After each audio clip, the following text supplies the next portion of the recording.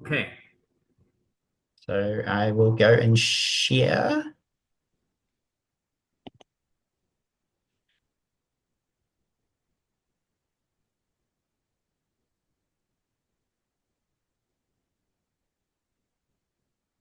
Can you see that okay? Yeah, it does. And I'll go ahead and click OK to accept the recording. Yeah. Okay. Okay, and just let me know when you want me to go to the next slide. Just call out slide and Okay. And we'll try take to it keep away. it in a yeah in an interview format because it's probably the best thing we can do at the moment in the way this is Yep, sounds good. evolved. Okay, so I wanted to give a talk on the abstract I sent to the summit and was viewed by the committee, and they accepted it. And what I did is I took the abstract and I broke it down into uh, pieces. I have about 17 slides, so I'm going to see if I can kind of give them equal pace through them, and get this done. So, cosmological Ohm's law, minimal electromagnetic toolbox. Okay, so I want to clarify the title.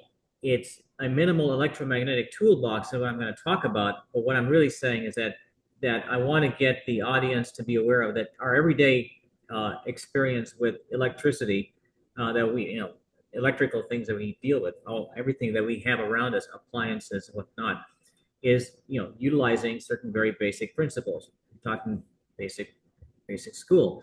And so then all I'm saying is I'm going to extend that to the cosmological scale. So I want to make sure it's clear that the title is not misleading, that it's really a minimal electromagnetic toolbox. And then but I'm going to introduce from an Ohm's law point of view, and then from there break into the cosmological side. So, okay, so it's a keynote speech for the International Summit for Gravitational Astronomy and Cosmology 2025, Valencia, Spain. My name is Amar Vakil, Amar M. Vakil, and I'm being interviewed by Karen Johnson, ISGAC Conference Chair. And I'm the former NASA Principal Investigator at Jet Propulsion Lab, 1997 to 1998, and a stint there for a few short months, and I did some tests there. And then at the present time, I'm a CEO of IMU LLC, and I can get into more specifics later on. Okay, next slide. Okay. This is the fun part. Will it move? Yes. Yeah. So what I'm doing right now for the entire conference is I'm trying to get everybody back to a reality check. And reality check from not taking it and I didn't rehearse this, folks. I'm doing the best I can. From the point of view that we have to be very grounded from the very beginning that we are dealing with these applications every day. So Ohm's law is something that we are taught in school. And so basically here it is a closed circuit. You have an electrically conducting material, for example, copper. You have a battery generator or source voltage. Okay, I'm just basically reading this. Newton meters per coulomb. So that's what NM and C stand for, and I put them in brackets for the units. It's extremely important to get those units down, or joules per coulomb, or voltage. And then what we have is a resistive material with some kind of thermal property. Okay, so it's going to heat up. We have volts per amps, okay, or volts per coulombs per second, or ohms. And these are just things we should know. But I'm starting here to give a kind of a grounding here, where we're going from here to somewhere much cosmological. Positive linear slope between voltage versus current. You're getting a straight line plot, the coulombs per second per amp. So it's a rise over run. So the slope gives us a rise over run yielding resistance in ohms. So we can go to the next page.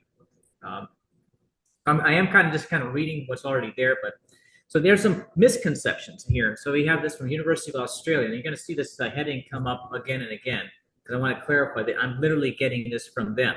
So this is not my material; this is their material. But I kind of enlarged it for a bullet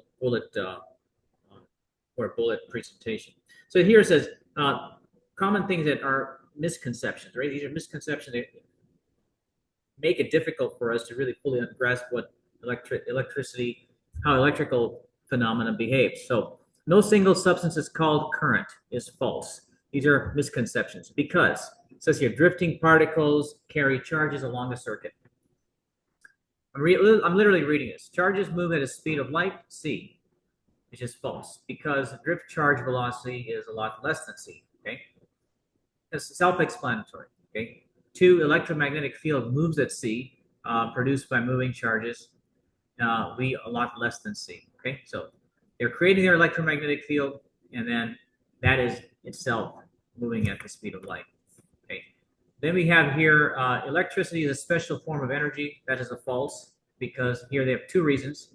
Electrical engineering is composed of waves traveling along columns of electrons and wires. You can got to visualize this. So this is a very observer treatment here. You know, that we're observing this thing. Okay, we're not dealing with anything involving observer issues or that sort. We're talking about something really very basic. Energy itself is a electromagnetic field connected to electrons. Okay, so we'll be moving on to the next slide. So there are misconceptions again, continued misconceptions from the University of Australia. All electric currents are flows of electrons is false. We're talking about electron flows. We're also talking about charge that flows. Okay. Then we have two, either electron, which is my E minus sign. I have my minus sign after the E, and positron, E plus flow. Then that flow is an electric current. So one or the other. Okay, so they have an example here, positive ions move. So you have two examples. You have here, case 1, salt water. Case 2, fluorescent light. Okay, let's get moving on to the next section. Static electric charge. Okay, transfer object to object. Okay, this is false. Okay, why? Because just the very notion of removing an electron from a neutral atom is one counterexample. Okay, it's still happening in the object. Moving charge with an object is another counterexample. Okay. Moving charge can be minus or plus is another counterexample. Okay. So, and then lastly, 4, adding or removing protons is another counterexample. So there's some instances of this, examples of this. So you got, I think that's 1. Fuel cells using proton exchange membrane can achieve 4. Okay. So I'm basically just reading this, but I'm just giving the audience sort of a kind of a basic ground framework. We need to understand our fundamentals, and even if we don't, we have to remember we got to remind. If we have forgotten, we have to make sure we remind ourselves. We have to know these things before we even move on to something much bigger. Okay, so let's go to the next slide.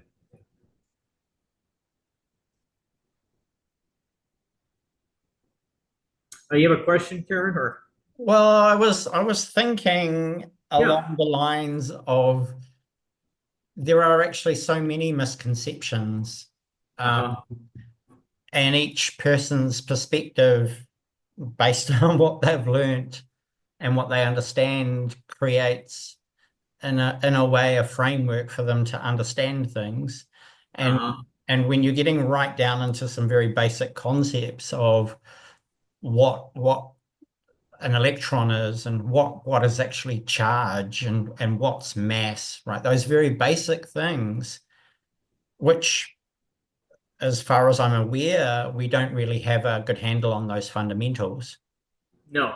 In physics. So in a way, when you're getting to, you know, what is the motion of a charge, when we don't actually fundamentally have a good handle on the elementary charge of the electron based on, you know, 1.6 e to the negative 19 coulombs, it's hard to visualize, right? It's really hard to kind of conceptualize what that means in terms of within the atom itself. How does the electron move? Is it a standing wave, and does it the frequency of the standing wave change, and does that impact its charge, or is the charge independent of the standing wave? You know, it's like you say, you get into really kind of very, very basic fundamental aspects of trying to build something from the ground up based on a deep comprehension of what reality is, and if we don't have that kind of basis, right, it's always a cliff, right? There's a cliff where you kind of let me I'm glad you brought that up because I want you to interact as much as possible with me, because otherwise I don't know where how much I can, just like when I'm teaching a class, it's the same thing. And I'm so one of the things I was going through this thought process before I was preparing for this talk, is that there are two things, and I'm sure there's more than two things. I'm just thinking of two fundamental things right now that we all have to be aware of, and that is that we're going to be dealing the problem that what I'm addressing in this keynote speech involves two things, and there are some scientists who have said that if you break it, you own it. And actually, I'm quoting Weinstein, Yeah. Eric Weinstein, and if you break it, you own it. So what I'm talking about is that when we start dealing with the bigger picture of reality, and boy, is there a lot to look at because we just only know very little of what's there really out there. We're talking about the world of the big, and we're talking about the world of the really, really small. And we almost have to almost realize we're going to have to put this somewhere for the moment being, and realize we still have to have an engineering approach to doing things. Okay, and if I want to get something done, there's a lot of things I can ask about a nail and a hammer, but I still want to get that, hammer to nail, hammer to get the nail to get hammered. Okay, so there's a lot of details that go into it. So right now, what I'm doing is just trying to do the prelim of some of the things that we already are using in our everyday applications. This is really fundamental that we don't even question because we literally are utilizing it. But there is a deeper reality going on behind the scenes. So what I'm doing right now is just making sure that we have the misconceptions covered as far as how they are engineerable in the strong sense. That you can actually do this and get a result out of it. Is there, of course, a deeper reality to this? Yes. And that we will address in the latter part of as we get closer to the end of this keynote, because that's where I get into the cosmological implications. Is that helpful? Yeah, definitely. Carry on. So I'm trying to compartmentalize this other part. So right now, what I'm telling the audience, sharing with the audience, is let's compartmentalize the guy with the hammer and the nail, and focus more on that, and we'll worry about what's going on with the hammer and the nail independently and all that deeper stuff later. So right now, for example, here's just going through these couple more slides here. Misconceptions. Can say charge flows in wires comes from batteries and generators. False, because for example, copper is a conductor in which the flow of charge is already present. No need for batteries. So it's already in there.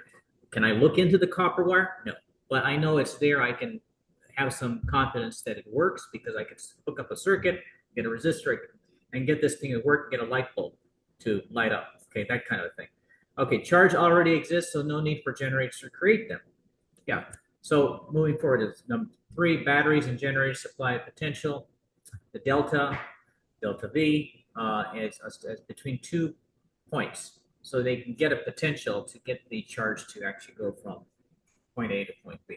Okay, so just very crude descriptions because these are things that already do work, and we're just kind of just basing it on strictly on the engineering capability.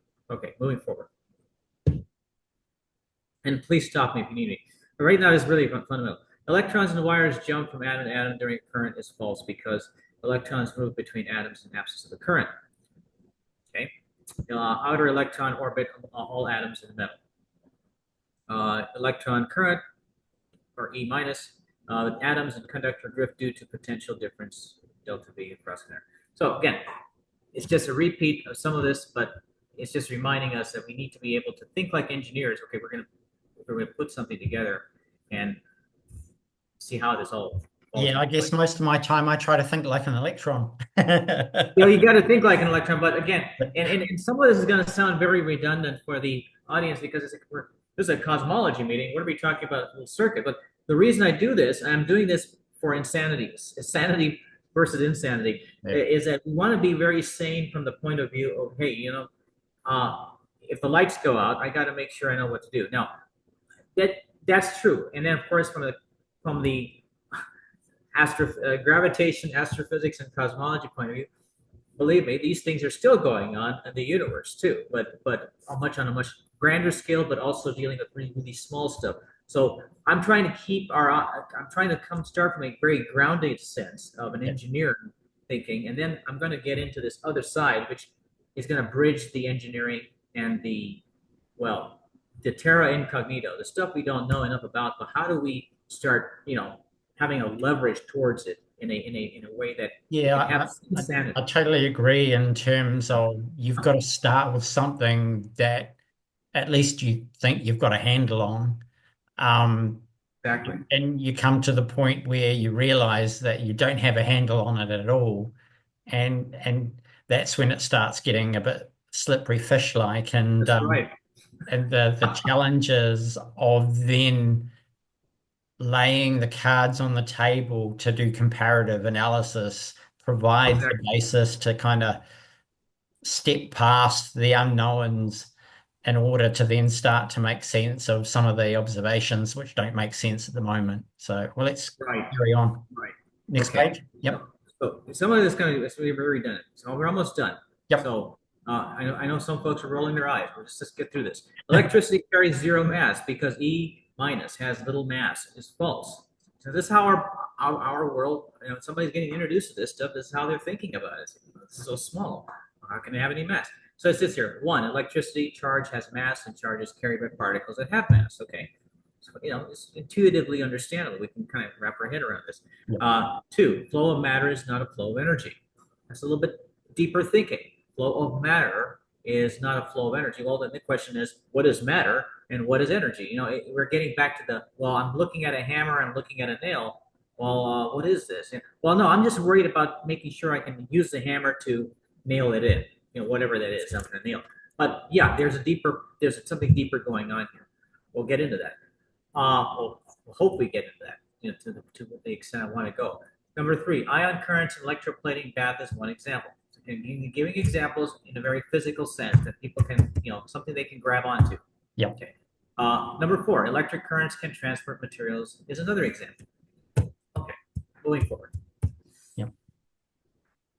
Humid air is conductive is false because liquid water droplets adhere to surfaces. Okay. I'm literally reading this, but I am doing this for the purpose of a mental exercise where I'm trying to get everyone to just for a moment get back to our everyday experiences. Okay. Insulators develop surface layer of water with contaminants, dissolved salts. Okay. Three, water droplets are discrete and neutral. Okay. So All these what would you say in respect to the oxygen and water being a paramedic diuretical and the functionality of the dipole moment?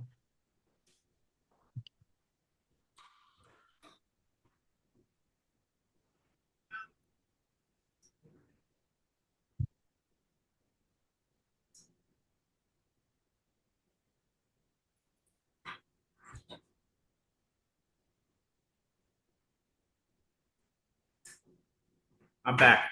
Yep. Uh, Yeah. Okay. yeah, the dipole moment aspects of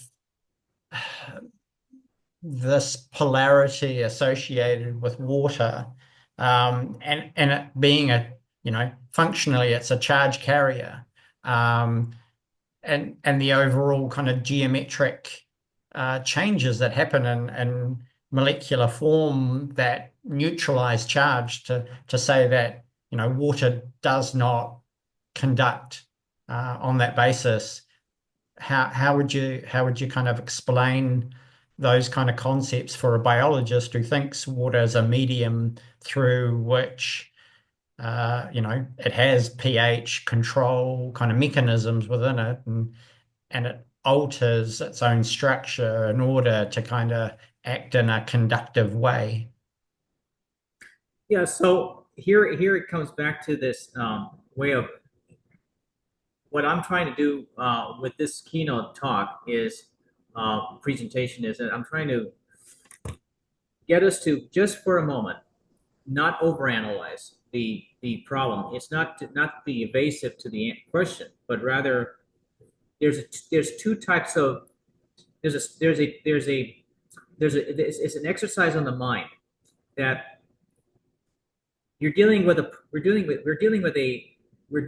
problem in science. We're dealing with a problem of understanding the science and also working with the engineering side of it too.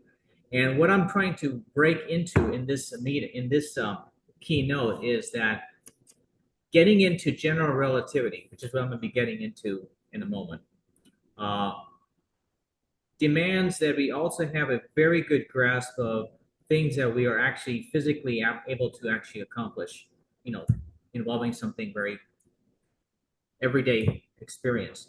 And yes, you can go into deeper and deeper uh, descriptions of things. I mean, clearly, when we get into chemical processes, we're talking about things that are involving phenomena that we have a certain level of interpretation based on um, geometry, based on what we are capable of observing. But again, at the end of the day, even a chemist or a biologist has um, a procedure to go through. Okay. And what I'm focusing more on is the procedural aspects of getting the task accomplished. And in this case, in the electrical concept. But what I'm later going to get into is what are the implications behind that? In other words, if I can get a circuit to work, very simply put, get a light bulb to turn on, or for that matter, if a biologist can able to take some of the knowledge that they have some insight on, but they are able to accomplish something from that. Maybe like they're able to understand the Krebs cycle. I'm not a biologist, but what I could say is that we know something about the importance of the Krebs cycle. Okay, so I'm just giving an analogy that, okay, do I know every little detail that goes on it? Absolutely not. In fact, we know very little really when it comes to these things. But what we do know that there is a process, there is something that actually takes place and it gives rise to an outcome. And we can repeat that. Someone else can replicate it. But then again, going back to your question is, and not being evasive to it, is that also, once we can see these processes taking place, it allows us to have a lab setting environment to go back and investigate further, investigate the unexplained and not explain the uninvestigated. So yes, it leaves room to ponder in these areas. But what I'm trying to do right now is to separate that from this part where we have to remind ourselves that there are things that we can do in an austere way that have outcomes. So why don't we hold off on that question? But Yeah. what I'm trying to raise this awareness in this in this discussion, and we're almost there. Okay. So, Here's the next one. and now we're getting into the Ohm's law. From Ohm's law to cosmology, again, which as I said earlier, which was the kind of the misnomer of the cosmological Ohm's law. It's not really having anything to do with cosmology itself directly, but what I'm trying to say, I'm taking from an Ohm's law way of thinking, where we can actually, hammer, nail, hit the hammer with, hit the hammer on the nail and do it what it needs to do. Now we're going from there to what I'm talking about, this electromagnetic toolbox, where the idea here is that we can still do an experiment. We can have a source for magnetic field. It doesn't have to be a lot. It doesn't have to be strong, but we are producing some kind of a field, and using certain physical laws that we are familiar with, and we can do these in the lab. So the electromagnetic toolbox, what I have here, is doing what usually is not something frequently done in these areas of applications. It's focusing on weak fields, not so much strong fields. And I write here that they can there's a vacuum fluctuation not being caged and locked into Einstein's space continuum. So I just went from all this stuff that I was just talking about, really, really everyday experience, to now something involving general relativity. And so he says, wow, you just took a jump from Ohm's law to cosmology. And that's a huge jump. But what I'm doing is I'm trying to get the audience to see that while we are contemplating these big ideas and ideas that are very, very small, meaning the world of the Planck, the world of the quantum, but we're talking about things that are literally beyond our comprehension. I mean, we're made up of this stuff, right? We have to. What I'm trying to show is that there is these two. There's a literally a schizoid side. One side which we have to deal with the applications every day, and the other side where we have to start asking these deeper questions. So now I'm jumping into this. So I'm thinking that what if we could do something with magnetic fields in a weak way? Okay, something that is there, is available to us. Have we overlooked something? Absolutely. There's a lot of things that we've overlooked because there's a lot of things we can't see, whether they're small or whether they're big. So that's kind of where I'm headed with this. Yeah. So I write here, I said that and this is my own work. Okay, I mean, this is my write-up. Everything that I said before was mentioned with the University of Australia, Western Australia. You won't see that showing up anymore on the top because that's not coming from them. This is now my own material. And so it'll be just a continuation of that. So it won't be repeating itself again and again. So I write here, using quantum sensing to detect passage of current through a solenoid that is naturally formed and which converges to the Planck scale through cumulative compression of weak EM input, EM meaning electromagnetic field input, with feedback control machine learning system that goal seeks any change in the dielectric coefficients. So I'm taking a whole, I'm going into a whole other area of thinking now, but now I'm reminding myself that, we've got to think fundamental on this side. We've got, very basic applications to be able to see that and come at and how we are going from there to here. Okay, so in physics, we do have some very interesting experiments that are very, they're very interesting. I mean,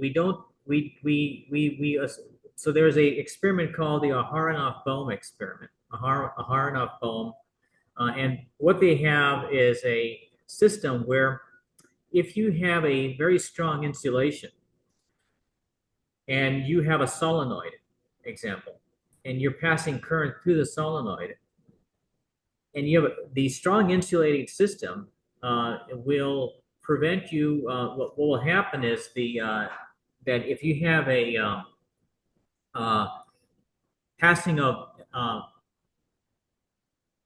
if you're trying to detect whether or not there is a activity going on in the solenoid, I'm keeping this really basic language.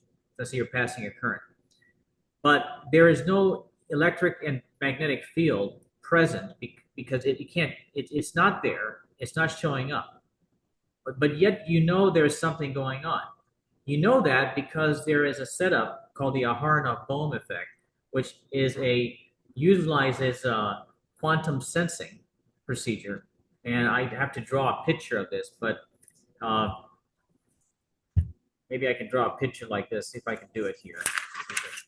Hang on. Say that this is it's a very bad example, but let's say this is I don't know if I'm drawing it. I'm drawing a picture of something like a solenoid. Yep. Okay, and I have a current passing through it. That's the X going in. Okay?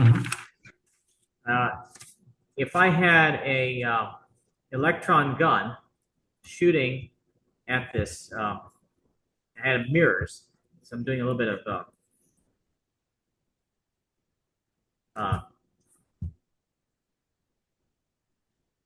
let me see if I can do this right. I'm gonna draw this out for you. So if I have a mirror here, and 1, 2, 3, and I have a detector here, okay, something like this. Yep. Okay. Now this has been done before by other people. Okay, I'm actually referring to Eric Weinstein. He has done an example. This is a really, really nice example. I loved it, and he used this example, so I'm using it here. And what I'm trying to show is that basically you will not detect any. If you have an insulator, think of this outside donut part as an insulator, right here. This is an insulator. My handwriting may not be that great, but you have an insulator outside. Okay. And you have current passing through, you wouldn't be able to detect any electric, E or B. Let's call it E is electric and B is magnetic. Yep. You wouldn't detect either one of these fields. They'd be both zero. Okay, I'm writing it in here. Yeah. They'd be both zero. Yep. Yeah. But the detector, that the phasing of the electrons that are hitting mirror 1, mirror 2, mirror 3, it's still picking up something strange going on inside the insulator. which raises a big question: is the electromagnetic field really responsible for this current passing through, or is there something much deeper going on? So the speculation is that Einstein's GR essentially is not something that is what we would say is where we are locked into it, but rather it could be made more malleable. We're not in any way. Would you say it's not corpus mentis? What? Not corpus mentis. It no Oh, longer holds true under certain circumstances. right. It no Okay. longer holds true within a singularity. So, Yeah. you know, that Yeah. that's what you're kind of getting and referring to, right? Yeah. Within Can't a get the code off. within a Yeah. specific framework, GR no longer makes sense. And No. we are now finding situations where that seems to be the case. Right. Because if you're dealing with something that is a vacuum fluctuation, and now I'm going to get in the world of Hal Puthoff and other science, and I'm trying really hard. Uh, I'm not an expert on every subject area, but what I'm curious about, I look at it from the point of view as a person asking questions and person doing experiments, keeping grounded, and at the same time asking these tough questions. And that is that, do we need to be locked into any kind of theory? And the answer is no, because theories serve their purposes. But what we're trying to say is that if they're good and they're experimentally verifiable, you hang on to them. There's nothing wrong with them. But that doesn't mean that we can't perhaps uh, tweak the material that makes up the theory. Okay, if it's tweakable. Mm. So we see experiments like these. These experiments tell us a great deal of information and give us insight about the phenomena that's underlying some of these mathematical structures. I mean, not just mathematical, but they've been physically shown to be verifiable. But they have something missing in there. They have something missing, and our job is to find out, well, can we use experiments like these to help us unravel what those missing elements are? Give us a motivation to actually say, hey, I have no problem with general relativity. I have no problem with the left-hand side of the equation and the right-hand side. I mean, I'm going to get into that in a moment. It won't Yep. take long. Yeah, we We're should going to get to those slides. move forward a bit Yeah, where let's move forward. Yep. Let's move forward. Yeah. Okay. And so let me just do a quick three of these here. IMU LLC is our company here, and there are other companies, and they have pieces of the puzzle in the form of patents that are pending, and experimentally motivated scientific publications and spin-off applications. That includes us too. And we're making sure that we're not stepping on toes. I write that here, and looking forward to a consortium instead of a competition of who gets there first. Meaning that this is a complicated effort, and it's better to work together rather than work independently. If there's room to come together, and I think we can do more that way than the other way. Lastly, I actually wrote a letter to President Trump, and I'm not in any particular one side or other side as far as the right and left goes. I've actually corresponded with President Obama as well, and so to help pave the way to a Manhattan-style project to push the envelope in R&D endeavor. And IMU LLC will be publishing a new paper for journal review feedback. So we're actually in the middle of a paper right now that is getting into some of these interesting experimental avenues that will involve a systems approach rather than a reducible model approach, because we're getting in the area of very complicated things where there's a lot of things happening all together. So it's a systems strategy, and where you're looking at all of the parts, you're looking all of the parts, but then when they work together as a whole, they're much greater than their individual sum. So just like your car. So coming back to my Ohm's law thinking again. So I'm trying to create a balance here. If you turn on your car, you have all the components in your car working together in a certain way. And then when they come together, your car can go from point A to point B. Okay, you're not just going to sit there. And a reductionist thinking, is more like you're just focused on just the individual components and their sum. But A systems thinking means you're going to turn that car on and that car is going to go. So ultimately, you want to have what's called a turnkey on-demand technology that can allow us to investigate and explore these areas that at the moment are sort of very debatable and very, you know, Well, everyone has. anything that can't be measured can't be proven. Yeah, exactly. Like So, string theory, right? You can do all the math you like and go down the garden path and come to the conclusion that you've created a beautiful picture with right, mathematics, but it doesn't actually mean that it's tangibly connected to any resemblance of reality. And that's but the challenge with AI right, as well, I see, is the right. difficulties of staying grounded, like you're saying, having the connection back to nature or reality in some kind of common sense. Does it reflect experience, or is it Right. removed from that and it only resides within an electronic format on a digital platform? Well, the idea is you want to make sure that your theory is not non-falsifiable, but that it can get a little bit dirty. You see, I don't I love getting dirty in the sense of the point that you want to be able to do a one-to-one type of a we would call it a Faraday strategy, keeping it austere. The only thing is, in this day and age, you have to be relatively austere, and kind of a pun there with Einstein that there are things that are really, really small and they're really, really big, but we're still trying to work within this systems approach rather than a let's reductionize everything down to the whatever, rather, looking at things that are in small pieces. I'm interested in looking at all of them together, but also not being in any way restricted by anything. Yeah. In other words, kind of keep the parameters free. Um, and that's an anathema in some circles when it comes to, oh my gosh, they have too many parameters. But with the intention, and this is the key, this is extremely key, with the intention that is not being non-falsifiable, but rather being one-to-one with high standards evidence, experimentation, potentially doing basic research, but with a strategy in mind.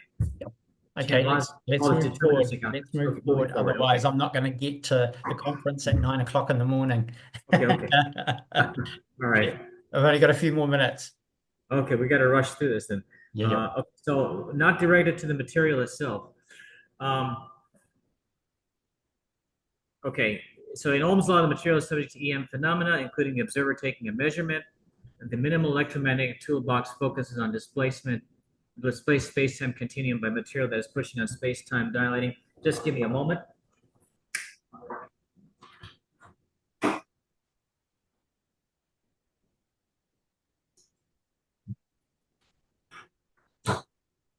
Okay. And so, okay. Uh, so number two, the minimal electromagnetic toolbox focuses on displaced space-time continuum by material that is pushing on space as time is dilating. Okay, take like a solid displacing liquid, but a bit more involved. So we're dealing with four-dimensional space-time continuum. We've got to really understand that time is a fourth dimension, but it doesn't mean that we are restricted to a fourth dimension. We're saying that time, meaning t, times anything that's moving, is giving you a dimension. Okay, so that can become sort of loosened up a bit in this framework, in the vacuum fluctuation framework. Okay, we call this four potential, inferring that you have three dimensions of space, one dimension of time, and time is an operator. It's not a parameter. So when I say it's an operator, that makes it kind of more flexible to say that it's anything involving time can become a form of measurement in terms of distance of something. Okay, meaning a dimension of something. We'll get into that. This means you have a quantum sensing that's interactive free from the observer invariant to time. So we are no longer in any way interfering with our observation is not uh, is does not have to be part of the phenomena that is going on. It is going on regardless whether we see or we don't see. It's there. It's always has been there. It's just that we have to cut a little bit smarter about how we uh, uh, try to get at what it is that's going on, Okay. sort of behind the scenes. Yep. And there are experiments to prove this. Yep. They violate the Heisenberg uncertainty principle, Yep. but I can't get into that discussion. We have a paper coming out that gets into this. Okay. Forward. Differential velocity in relation to changes in detection of dielectric coefficients infers that there can be layers of time, giving rise to layers of distance. And so by the fact that time being an operator, not a parameter, means that you can utilize it in this way, where you don't have to be restricted to c, speed of light, in the sense that it has to be c. It means that velocity can vary, which means that the gravitational constant associated in gr, which is the right-hand side of the equation, it's g over c to the fourth, it can be made a gradient, make it a delta, okay, over v to the fourth rather than c to the fourth. Why? Why would I want to do that? Well, because if we treat this as a vacuum fluctuation, not so much as a just strictly Einstein's definition of space-time continuum, that there is more, then we're basically making it more. Well, let me just continue on, because I think it'd be better if I just say that. So ultimately, time is linked to space through a process that enables vacuum fluctuation in general relativity, which is what I was trying to say. 3, breaks down general relativity to more fundamental theory that allows for vacuum fluctuation.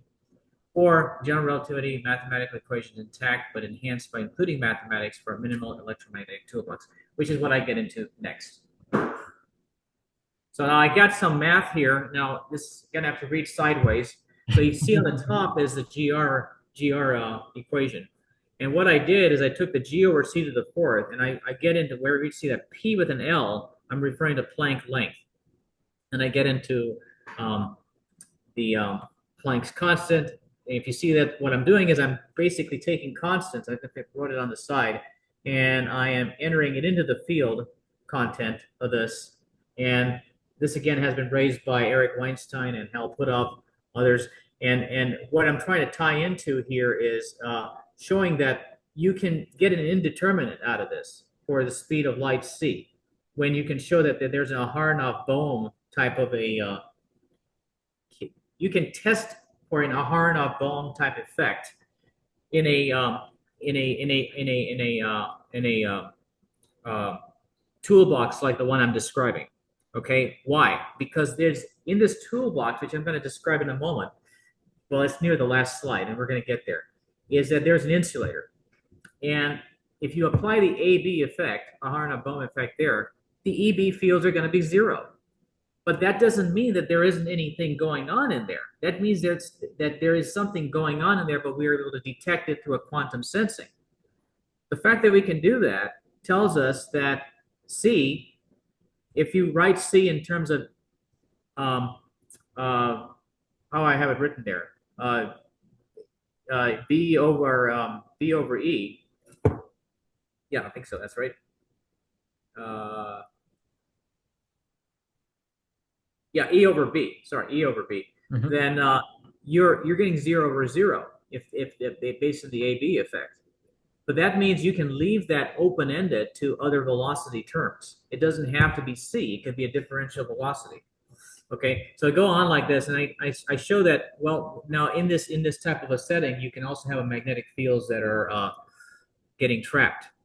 And what we have is a plasma type effect going on, and I'll get into that too. But for now, just leave it. You can just see the math and kind of where it's leading to.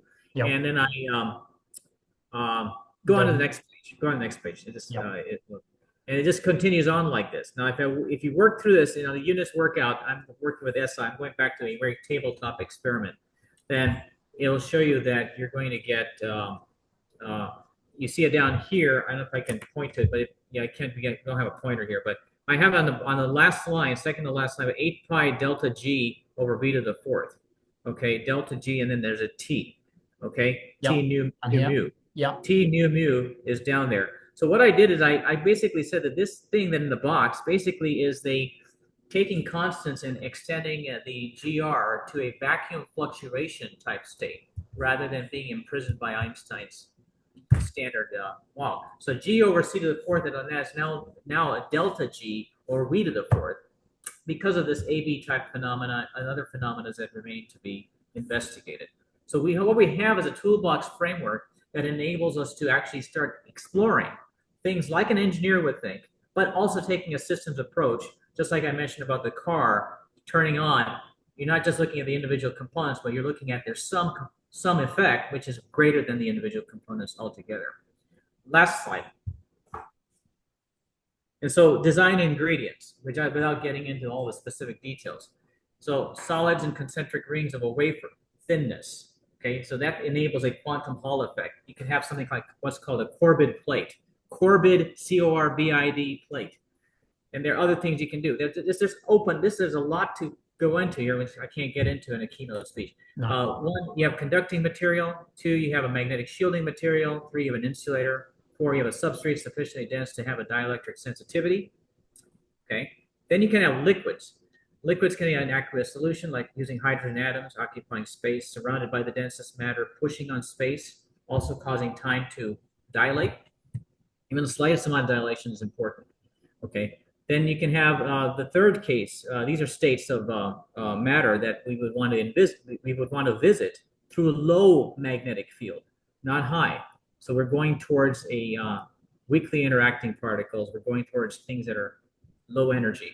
Okay, and then you could have a helium Bose Bose-Einstein condensate. So there should be an Einstein pointed in there. It's a BEC. So it should be careful there. So make sure we remind ourselves, audience, that we have an Einstein between Bose and condensate. It's stored in I thought you were trying to leave GR out of the equation. No, GR is part of it, but because of the twisting phenomena going on, we're dealing with something that's we're dealing with a non-Euclidean space. Yeah. And there's not enough time to talk about these things, but there's a non-Euclidean geometry associated with which is involving Minkowski's space-time continuum. But it's because it's unfolding, and because time is an operator, you allow for differential velocity. You're now getting into areas involving time,